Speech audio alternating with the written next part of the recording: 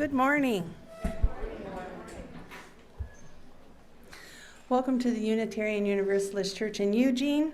My name is Heidi Gould. My pronouns are she, her. I have silver hair, wearing glasses, and jewel tone tie-dye today, and I am this morning's worship associate. Along with everyone here in the sanctuary in Eugene, we also have visitors and friends joining us via Zoom from all parts of the world. We often have our friends in Mexico, Michigan, and California, as well as friends who just needed a morning in their pajamas. So wherever you are, whomever you love, whatever your image of the holy, we are so happy that you are here. If today is your first time and you didn't pick up a handy guide to Sunday worship, you can wave your hand and one of our greeters will get one for you. They're around if you just want to raise your hand if you need one. It has everything you need to know about accessibility, the order of service, joys and sorrows, and coffee hour. And now I invite you into a time of worship with the lighting of our flaming chalice, symbol of our Unitarian Universalist faith.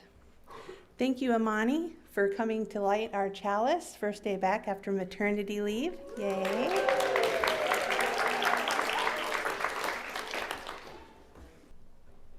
May we be reminded here of our highest aspirations and inspired to bring our gifts of love and service to the altar of humanity. May we know once again that we are not isolated beings, but connected in mystery and miracle to the universe, to this community, and to each other. And now let's say together the words of our mission which affirm our shared purpose. Empowered by love, we instrument ourselves and serve our world. Blessed be. Good morning. My name is Steve Kuzma. I use the pronouns he and him. I'm a tall, older white guy with less hair every day. I serve as an at-large member of your board of trustees, and on Tuesday mornings, I change light bulbs and fix leaky faucets with the buildings and grounds crew. Our pledge drive theme this year is Love Holds Us Together. I come before you today to talk about this love, about the care and feeding of this church, to talk about pledging. The work and mission of our UU faith and this congregation is centered around love. Every day, in many ways, our members work to build community within these walls, as well as to have a positive impact on social, political, and pragmatic concerns that touch people in our congregation, our local community, and beyond. We strive to engage with the world with love. The UU faith has had a profound effect on my life and spirituality. As someone who felt disconnected from traditional religious beliefs, I was hesitant about joining any church community. Then, 25 years ago, at the UU Church in Ann Arbor, Michigan, I found a welcoming faith that embraced my ever-changing spiritual beliefs, encouraged my spiritual growth, and provided a nurturing RE program for my children. I found a beloved community to be a part of. I shared my time, talents, and treasure with the church. I had more time than treasure in those days. But I knew that even my small pledge was an important part of keeping vital the spiritual community that I loved. These days, I donate to many worthy causes, nonprofit organizations doing good work in the world. My small gifts to them are a very small part of their funding, but I give as generously as I can of my time, talents, and treasure at our church. We have a much smaller donor base than an organization like the Humane Society, so my support of our church has a larger impact on this worthy endeavor. Unlike the other organizations to which I give, this church makes a daily difference in my life. And in return, I try to make a difference here.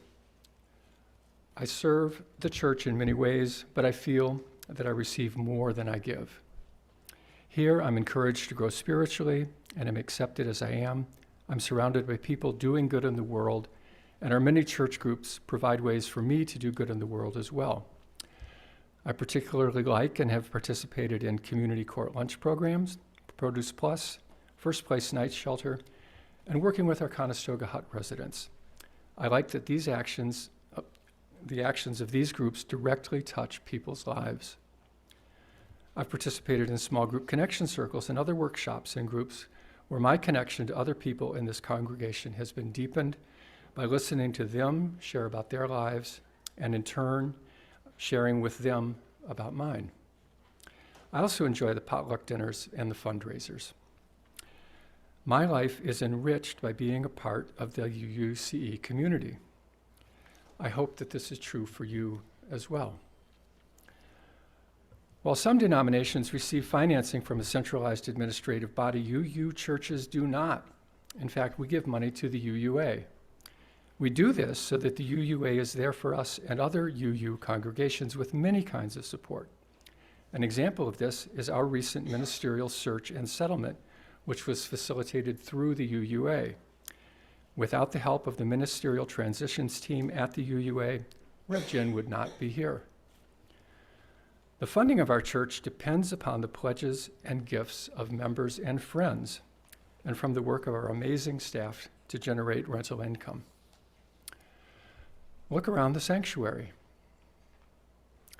The people gathered here and on Zoom are the stewards of this church, the people who care for and sustain it with their time, talent, and treasure. We're also blessed to have the energy and hard work of our much-loved settled minister and incredibly skilled and dedicated staff. I cherish these. We pledge so that we can do the things that we want to do, so that we can be the church that we want to be.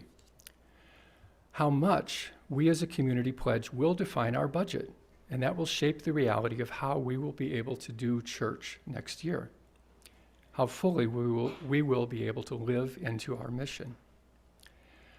Please join me in the care and feeding of UUCE. Join me in pledging as generously as you can. Every pledge matters. Do this so that the Unitarian Universalist Church in Eugene is here for all of us and for the next new person coming through the door. Join me in the love that holds us together.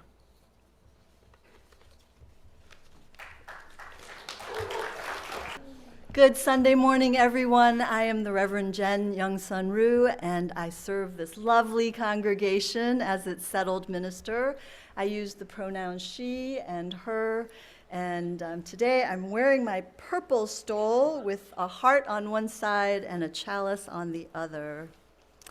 I want to thank Julie for all the beautiful flowers today and Anne for the flowers last week.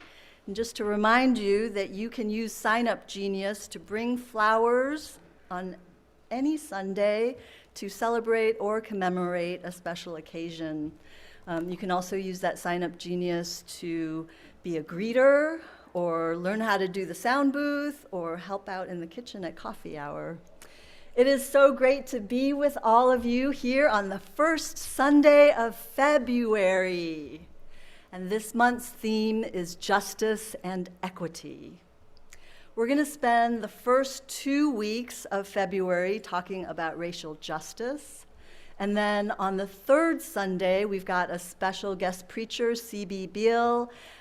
I want to thank Frankie Hill for making that happen. And then on the fourth Sunday of February, we're going to devote that time to earth justice. So there's a banner in the social hall, and then there's one at our south entrance, and then there's one outside above the playground. Does anybody remember when and how these 3 Black Lives Matter banners came to be hanging all over our church building? Barbara, can you remember what year it was? No?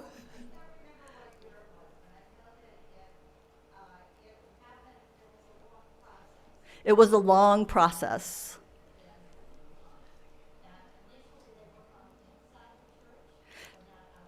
So initially, they were going to be inside the church and not outside the church.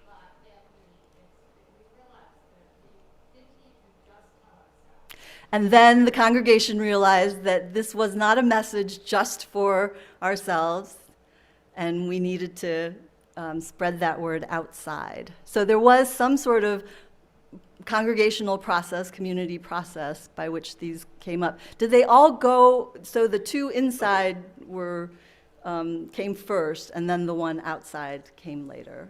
Okay, and the year was, does anybody remember the year? Barbara is not quite sure. 2020, 2018. 18, so it was either 18, 19, or 20. So it was during the Trump administration. It was during Rev Lowe's tenure. So it was around that time.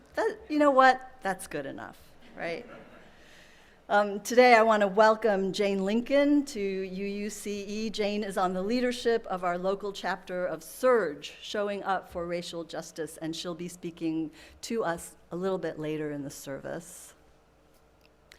We know, don't we, that social change starts inside individual hearts. Inside individual hearts that are moved, enlarged, and sometimes broken. Because if it comes solely from the ego, it is but sounding brass and clanging cymbals. So come, let us listen to each other's hearts. Come, let us worship together. Those two candles of remembrance are for longtime members of this congregation. One is for Kitty Carlisle, who died on January the 29th. And one is for Karen Seidel, who died on January the 19th.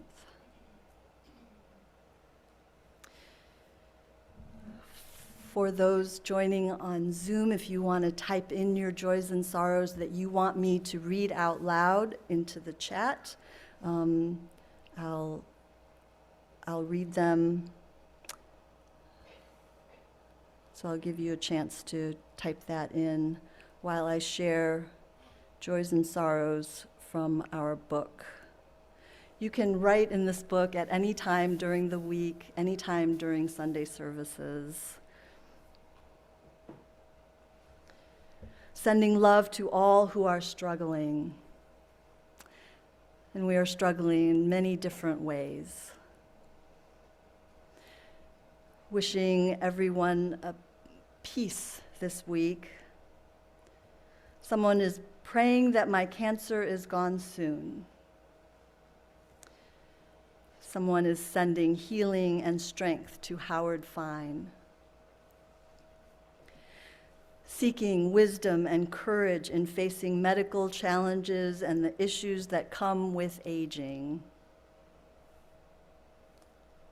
Someone writes, wasn't going to come, but during the week, 2 people said, see you at church, so I felt included in the community.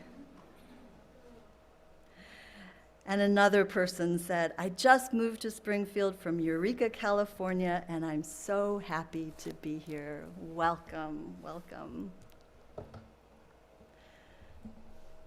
And from our friends in their pajamas on Zoom, joy and a tiny bit of sorrow for the adoption of my longtime foster cats to a wonderful family.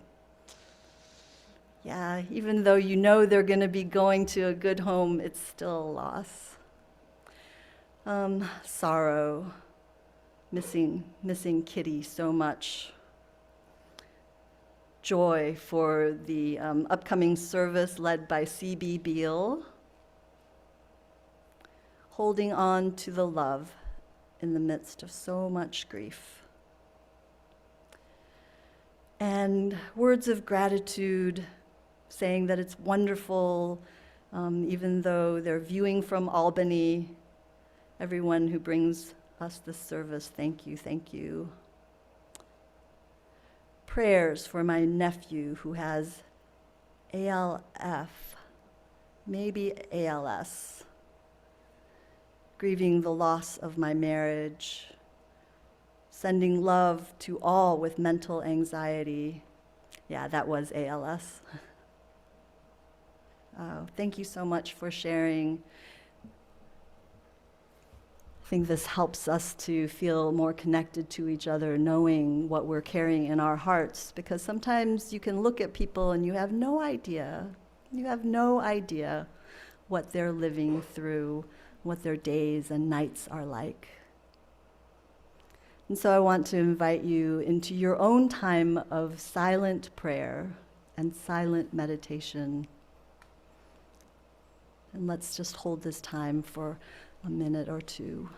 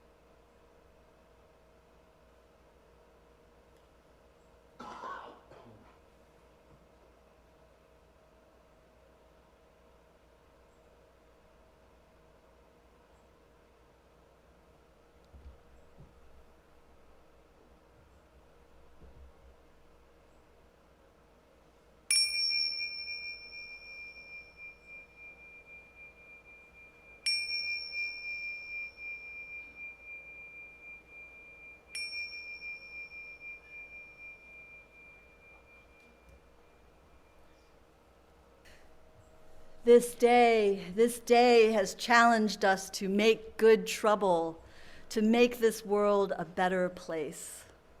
This faith has challenged us to make good trouble, to make this world a better place. Choir, thank you so much for giving us that song this morning. Cecilia, your solo was beautiful. That song was written by Thomas Kiesecker to celebrate the extraordinary life of the Honorable John Lewis. Just a few months before his death in 2020, Congressman Lewis said that the protests after George Floyd's murder were a tipping point for our country. He felt hopeful that now things are going to change. Born to a sharecropper in the South, living under the oppression of Jim Crow, he had personally experienced some of the bloodiest violence of the civil rights era.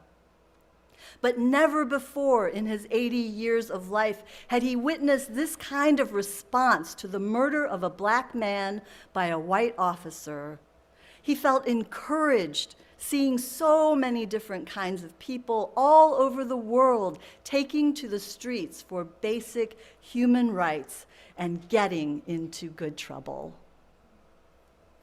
I was in Charleston, South Carolina at that time, marching across the Ravenel Bridge. Where were you in 2020? You were protesting here too, weren't you? You were in Springfield, you were in Eugene, you were in Portland, and you were hanging banners. You were having conversations about what it would be like to put one of those signs outside. And Izzy tells me that because she was answering the phones in the office, that she received a lot of calls, angry calls from our neighbors and from people driving past and walking past our building, seeing that sign. So now here we are, years later, a little frayed around the edges after all we've been through as a nation. A 2023 Pew Research study shows that support for the Black Lives Matter movement has dropped considerably from the year 2020. So was it just a fad? Was it just a fashionable thing that everybody was doing? What does it mean to you that we have 3 Black Lives Matter banners in our building? What does it mean to you? Someone just went like this. So, an expression of joy. What does it mean to you?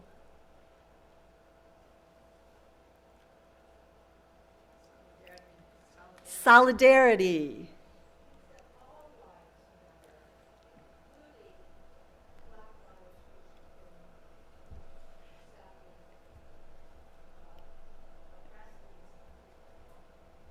It means that all lives matter, and did you say especially or including Black lives? Especially Black lives, considering the oppression, the history of oppression for so many years. It means never give up.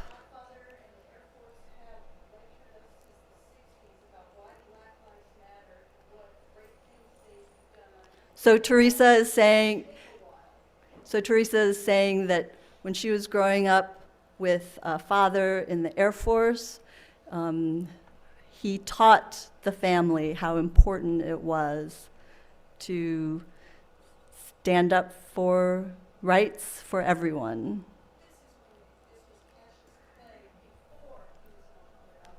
In the time when Cassius Clay was around, before he changed his name to Muhammad Ali. It's a reminder. It's a reminder. When we have these things up, sometimes it becomes background and we can forget to see it. I hope that you will see them anew and look for all 3 of them around our facility. Someone wants to say something else? If Black lives don't matter, then my life doesn't matter. Thank you. I know that there are many here who are allies, who are anti-racist activists, who are modern-day abolitionists, and I know that there must be some among us who are just having a hard time coping with the fact that our country doesn't look the same, doesn't feel quite the same as it used to. The Supreme Court, the President's cabinet, top leadership positions in commerce, entertainment, education are going to people of color for the first time ever. The UUA, the Unitarian Universalist Association, just elected its first openly queer woman of color as president. Hallelujah. As we have passed laws to end slavery and segregation and discrimination in the workplace and in the voting processes, let's keep in mind, though, that the laws may have changed, but the changes in the human heart, now that is another matter.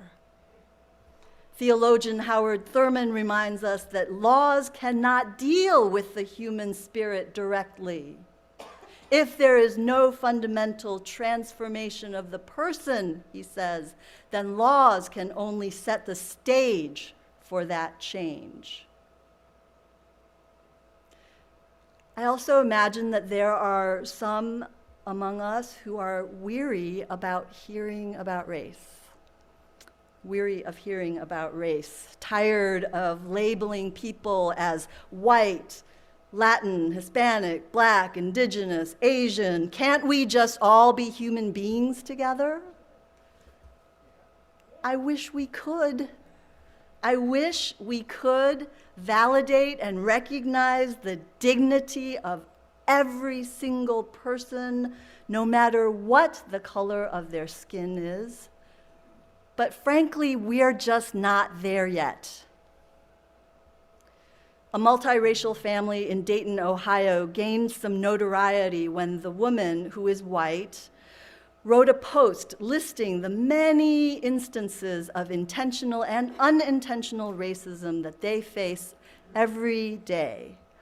Some of the responses denied their experience, saying, "Oh, please, this is not a big deal," or "They should just get over it." Okay, granted, it's not as bad as what happened in 1965 on the Edmund Pettus Bridge. Okay, and we still have a long way to go in recognizing the dignity of all people, no matter the color of their skin. There's this beautiful photo of a little girl holding up a sign that is just about as big as she is.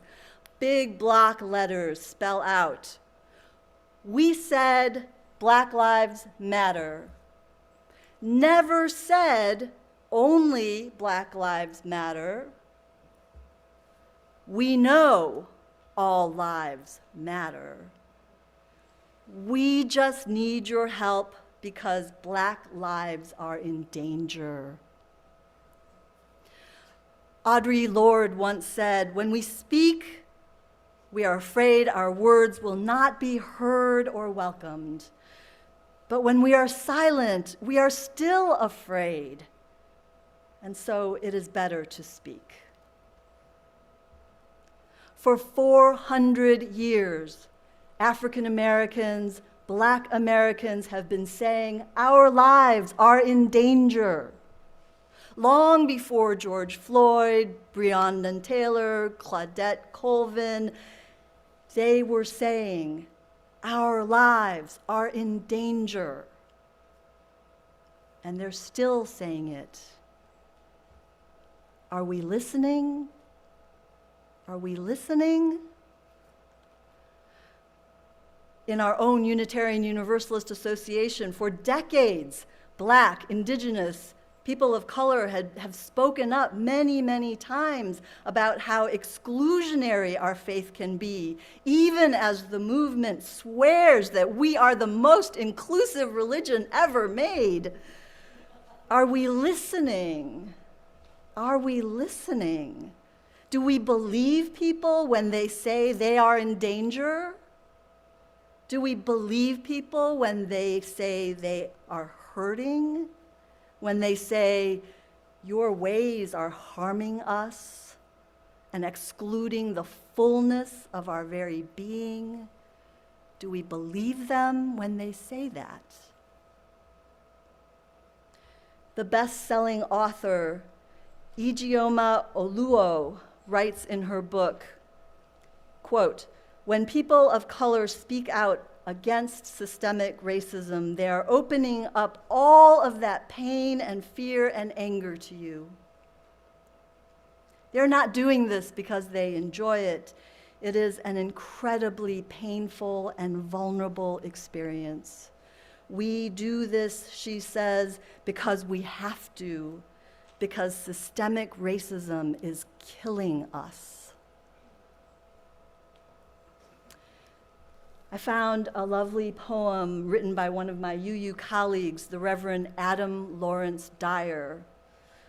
Because it's so personal, I knew that it just wouldn't feel right for me or Heidi to read it. And so I looked online to see if Reverend Adam had posted a video of himself reading his own words. And instead, I found another UU church who had used this poem in a worship service. The person on the video who read these deeply painful, deeply personal words was an older white man. And so I called Adam, and he sent me this recording that he made yesterday. There's a link to the actual words in your order of service, but we'll hear his voice and his poem now. Healing. Don't speak to me of healing racism, or wounded souls, or the painful hurt. until you're willing to feel the scars on my great-great-grandmother Laurie's back. Don't speak to me of values or justice or righting wrongs until you're able to feel the heartache of my great-grandfather Graham, whose father may have been his master. Don't speak to me of equity or opportunity or the common good until you are able to hear the fear from my grandmother May as the only black woman in her college. Don't speak to me of passion or longing or standing on the side of love until you know the shame felt by my mother Edwina, mocked by teachers for the curve of her back. Don't speak to me of together or understanding or empathy until you know my rage as a young actor hearing the direction to be more black, more male. The pain you are trying to heal has no real name. This pain you speak of has no story. It is anonymous, vague, and empty. Don't speak to me of healing, for I heal the second I am ripped apart. My wounds self-suture, and like the clever creature I am, I just grow new legs to outrun the pain even faster. It is something I have had to practice for generations that feel like an eternity. So please, don't speak to me of healing, because you cannot know what healing means until you know the hurt.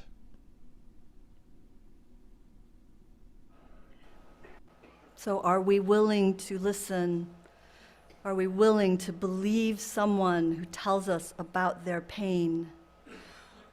If justice is love made visible out in the world, then this is how we get to racial justice. This is the work of love that I talked to you about last week, the act of willfully extending yourself in order to transform your heart and the heart of others. We're going to continue this conversation next week. I hope that you'll take some time to talk with each other, with your families, talk to yourself. Try talking at a heart level, not about the ugliness of Proud Boys or neo-Nazis, but how that ugliness just might be a reflection of that which runs through all of us. O Spirit of life, O holy and wondrous God, awaken in each one of us the desire to willfully extend our hearts in order to transform and liberate ourselves and others. Amen, and blessed be. I'd like to invite Jane Lincoln to speak to us now. You know, instead of having our own separate racial justice group here at church, we encourage this entire congregation to join SURJ so that we can do this work in partnership with the larger community. Thank you, Jane.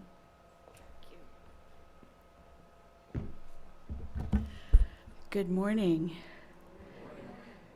I'm missing my own parish service today to be with you. I'm delighted to be here. I'm a Episcopalian, where two or more are gathered, there's always a fifth. And I'm married to a longtime Methodist, also known as the Harmless Few. We're not Presbyterians, the Frozen Chosen. Anyway, I'm a religion major, so can you tell? I'm Jane Lincoln. I'm a retired social worker. I've been in Eugene almost 2 years. I'm short and round. I have graying hair, and I'm very glad to be here. I'm going to just tell you a little bit about my journey to SURJ. I was born and raised and spent 56 of my 64 years in Washington, D.C. And when I was growing up, it was more populated. the District of Columbia than 10 states. And yet, even though it has shrunk slightly and those states have grown, it still has more population than Wyoming, and yet has no voting representation in Congress. And why is that? Racism. One of the nicknames of Washington, D.C. is Chocolate City. Now, it's become more and more mocha, more and more blonde. I would like to think of it as breve, I don't know. Because of gentrification, this is true of so many cities, like San Francisco, et cetera. But it's still more black than anything else. And it's very multiculti, very multilingual. All of the embassies there have their people in the streets, many, many languages.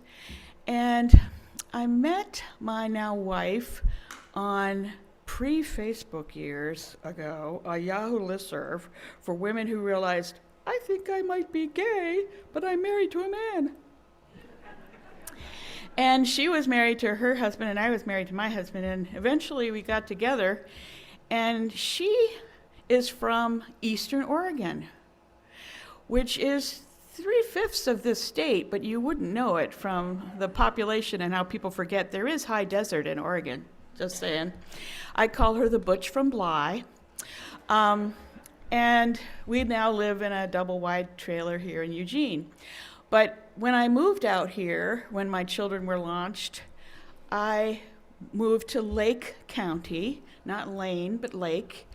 And after Chocolate City, I felt like I had landed in what I like to call Whitelandia Trumpistan. Because Lake County was the Trumpiest county of all of Oregon in 2016. There were maybe 10 African American people. I was a social worker there. I was a counselor. I can't tell you how many times people said, you know, God doesn't approve of your homosexual lifestyle, but you're a pretty good counselor. Well, thank you. I hide my horns very well, don't I? There are African American people who come to Lakeview, which is the county seat. This is, mind you, an 8,000 person human county the size of New Jersey with not a single stoplight. There are way more cows. Black people come to the hospital, travelers, you know, thinking, oh, Oregon's cool. One of the radiation techs I got to know in Lakeview would be washing his car, and every time he was washing his car outside, somebody would drive by and say, go home, N-word. Every time. Wow, okay, that's terrible. I learned to build bridges to these people. I mean, one of the mottos could be Bible in the parlor, incest in the barn. I had never done so much mental health work and found so much childhood sexual abuse. Really? Really? In any case, I thought, well, my wife's family had pretty much left Paisley, population 220 people when everybody's home, and moved over the mountains. So we moved here 2 years ago, and I thought, oh, Eugene's cool. I mean, it's a college town. It's like a mini Portland. Well, at least we'll have more than bar food and Mexican food to choose from. And I find that it's just as white and pretty much just as racist as Lake County. I don't think people drive by and say, go home, N-word. I don't know, maybe they do.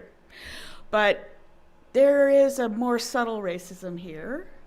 And I thought, well, heavens, there's a SURJ here. And I joined. SURJ is an amazing organization. It started when, I'm going to wrap this up because I'm already at 5 minutes and 49 seconds. when Obama was elected and there was this huge backlash. There are 160 chapters in the United States. We have two book groups, and I belong to both, like I have all that kind of time, but I actually listen to Audible, and I do it while I'm folding laundry, so that's how I get all that reading done. But I have volunteered at Juneteenth, at Black Cultural Festival. I have flipped pancakes at the Jiffin Native American Youth Center. I'm getting to know people of color here by being of service to them. There is an activist component. One of our mottos is we call in, we don't call out. So when you use the wrong pronoun or you mispronounce somebody's name, you don't get called out and canceled. You get embraced and taught and forgiven, as we all screw up and need forgiving, because it's universal. I'll leave you with two more thoughts. I'm sorry. One is, speaking of George Floyd, whenever something big like that happens, people join SURJ. But, Black people are in danger every day. If you want to read an amazing book or listen to it on Audible, His Name is George Floyd is an amazing book. If you listen to it, this man did not have a chance. It talks about systemic racism from his enslaved ancestors all the way to the segregated schools of Houston. Unbelievable book. The second thing I want to mention is that we meet in this very space on the first Thursdays. We also have Zoom because there are lots of COVID cautious people, as they should be. And if you have any questions, I'll be at coffee hour. Thank you so much.